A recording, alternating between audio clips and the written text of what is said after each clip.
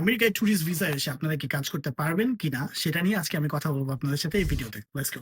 So tourist visa হলো basically visitor visa and সেটা এসে আপনারা কাজ করতে পারবেন না। বাট তারপরেও অনেক বাঙালি আছে যারা দেখি যে ইউএসএ তে আসে ট্যুরিস্ট ভিসায়। আসার পর যেহেতু তারা অনেক টাকা খরচ করে ইউএসএ তে আসে ঘোরার জন্য, তারা চিন্তা করে ৬ টা মাসে আমরা যেহেতু আছি ইউএসএ তে 6 মান্থস আপনি টানা ইউএসএ থাকতে পারবেন ট্যুরিস্ট ভিসায় লিগ্যালি।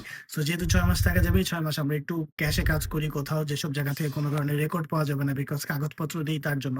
বাট আমি বলব সেটা কখনোই আপনারা করবেন না। বিকজ এটা যদি কখনো আপনাদের কোনোভাবে ক্যাচ করে ফেলে তাহলে কিন্তু আপনারা ইউএস থেকে প্রভোগ করে দেওয়া হবেন। আপনারা কখনো ইউএসএ তে আর আসতে পারবেন না। অ্যান্ড এটা আপনাদের রেকর্ডের জন্য খুবই খারাপ হয়ে থাকে। আপনি যদি ইউএসএ টুরিস্ট ভিসা নিয়ে ইউএসএ এসে লিগালি ঘুরে যেতে পারেন তাহলে ইউএসএ একটা ট্রাস্ট গেইন করতে পারবেন, যেটা দিয়ে আপনারা এরপরে ইউএসএ এর অন্য কোনো ভিসা এপ্লাই করতে পারবেন। যেমন স্টুডেন্ট ভিসা অথবা EB3 ভিসা, যেগুলো দিয়ে আপনারা লিগালি ইউএসএ তে এসে কাজ করতে পারবেন। অ্যান্ড যেহেতু টুরিস্ট ভিসা অলরেডি আপনার আছে, আপনি ঘুরেই গেছেন, সেই কারণে সেই ভিসাগুলো পেতেও আপনার জন্য অনেক হাই চান্সেস থাকবে। সো আমি সাজেস্ট করব লিগালি ইউএসএ তে এসে কাজ করাটা বেটার হয়। স্টুডেন্ট ভিসায় আপনারা এসে কিছু সার্কামস্টেন্স মেইনটেইন করে কাজ করতে পারবেন। অ্যান্ড আপনারা যদি EB3 ভিসা এপ্লাই করে আসতে পারেন তাহলে তো আর কোনো কথাই নেই। যেকোনো ধরনের ইউএসএ এর ভিসা অ্যাপ্লিকেশন নিয়ে যদি আমার সাথে কথা বলতে চান অথবা এপ্লাই করতে চান, হোয়াটসঅ্যাপ নাম্বার দেওয়া আছে, রিচ আউট করে ফেলুন। আমি না হলে আমার টিম মেম্বার এসে পড়বো আপনাদেরকে হেল্প করতে। Piece out.